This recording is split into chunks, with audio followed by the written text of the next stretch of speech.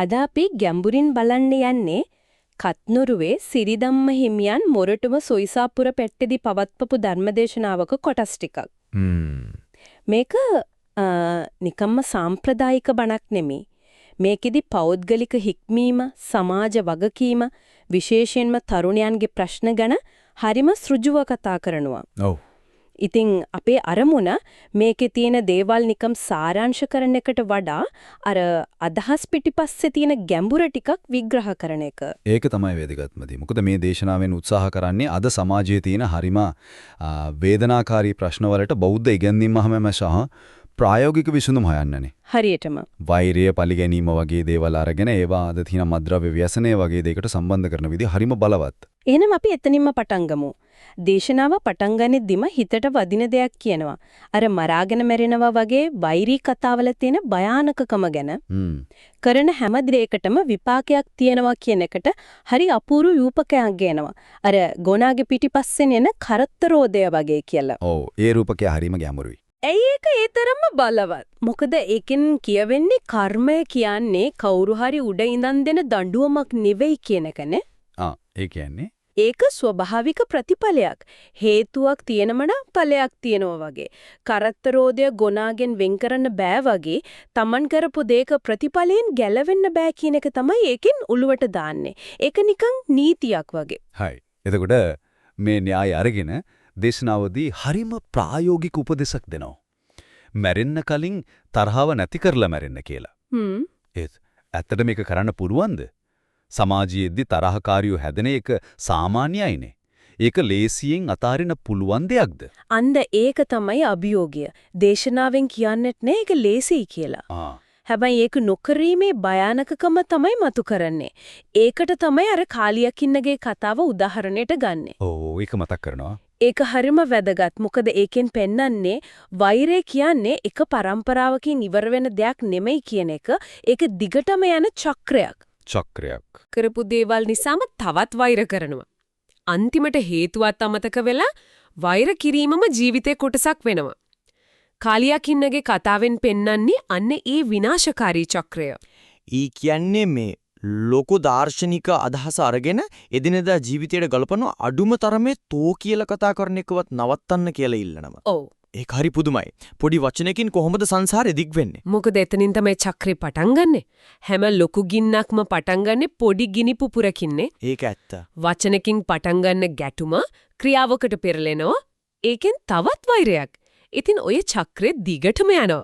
දේශනාවේ තර්කය තමයි මේ මහා විනාශකාරී චක්‍රය කඩන්න හොඳම තැන තමයි ඒක පටන් ගන්න තැනම. ඒ කියන්නේ අපේ කටින්. ඔව්, අපේ කටින් පිට වෙන පොඩි වචනෙන්ම ඒක පාලනය කරගන්න එක. හරි. එතකොට ඒ කතා කළේ තමයි අතුලේ තියෙන වෛරය ගැන. හැබැයි කවුරු හරි අපිට නපුරක් කළොත් ඒකට කොහොමද ප්‍රතිචාර දක්වන්නේ? දේශනාවේදී මේකට හරිම ප්‍රබල කතාවක් එක්ක උත්තරයක් දෙනවා. අර අපිට බල්ලෝ හැපුවට අපි බල්ලන්ට හපන්න යන්නේ නැහැ කියන කතාවනේ. ඔව්, ඒක තමයි. ඒ කතාවෙන් කියවෙන්නේ පන්සලේ සිවුරු හොරකම් කරන හොරෙක් ගැන. ගම්මුවේ හොරාව අල්ලලා. හොඳටම ගහලා. ඔව්, හොඳටම ගහලා මලමිනියක් ඇඟේ බැඳලා දඬුවම් කරනවා. අන්තිමට පිහිටක් නැතුව ඒ හොරා එන්නේ ආයෙමත් අර හාමුදුරුවෝ ගාවටමයි.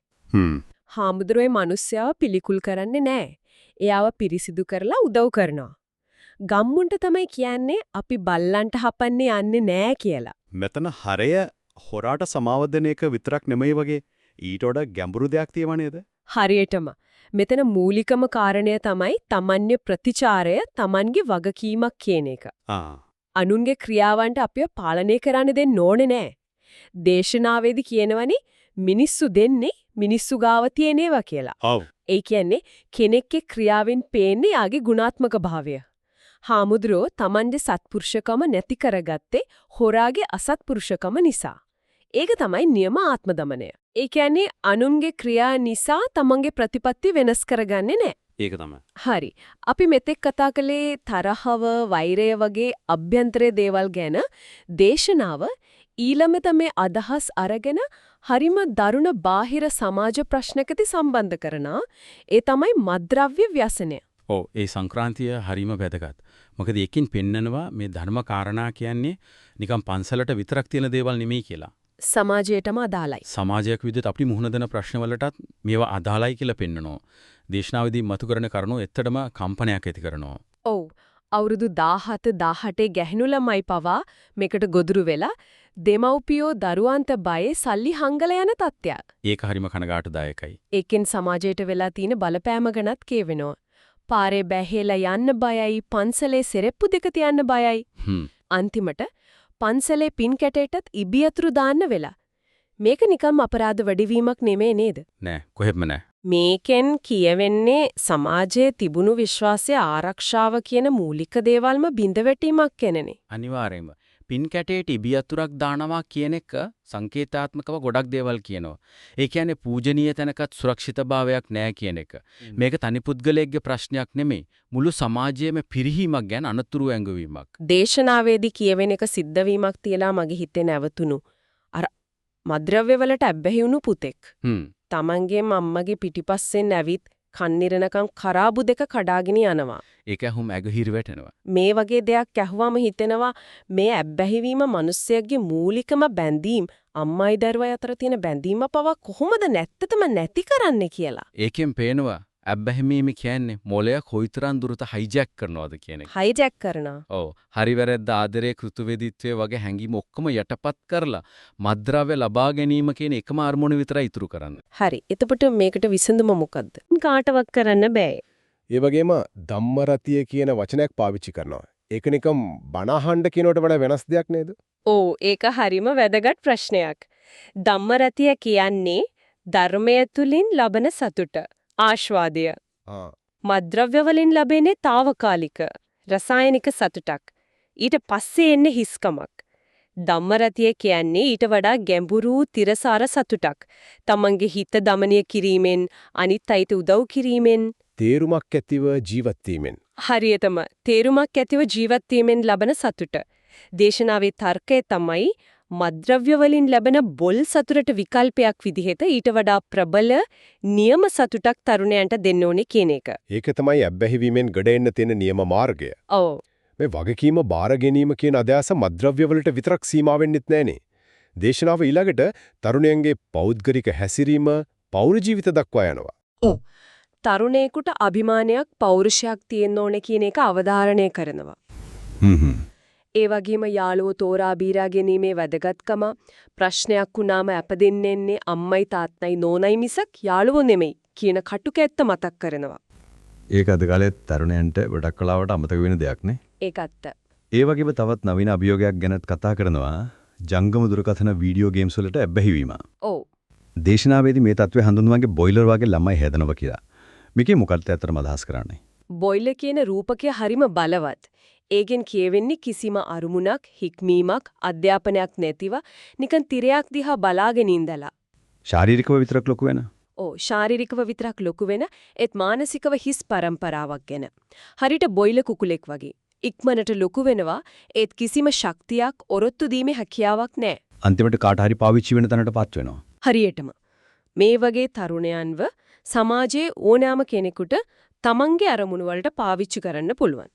දේශනාව මේකත් සලකන්නේ මද්ද්‍රව්‍ය වගේම බරපතල ඇබ්බැහියක් විදිහට. ඉතින් මේ හැම දෙයකින්ම පේන්නේ දේශනාවේ තර්කය නිරෝගී සමාජයක් හැදෙන්නේ ඇතුළතින් පිටත කියන එක වගේ. ඔව්. පුද්ගලයාගේ හික්මීමේ ඉඳන් පවුල එතනින් සමාජය දක්වා. පවුල් ජීවිතය ගැන දෙන උපදෙසත් හරිම ප්‍රායෝගිකයි.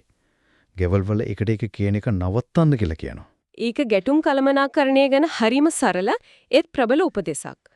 කවුරු හරි කෙනෙක් ඇවිලෙනකොට අනෙක් කෙනා නිවෙන්න උත්සාහ කරන්න ඕන. දෙනම ඇවිලුණොත් ඉතින් ඉවරයි. වෙන්නේ විනාශයක්.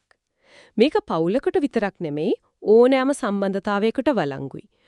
තෝ කියලා ගෙදරදීවත් කතා නොකර ඉන්න කියන ඉල්ලීමත් ඒ වගේමයි.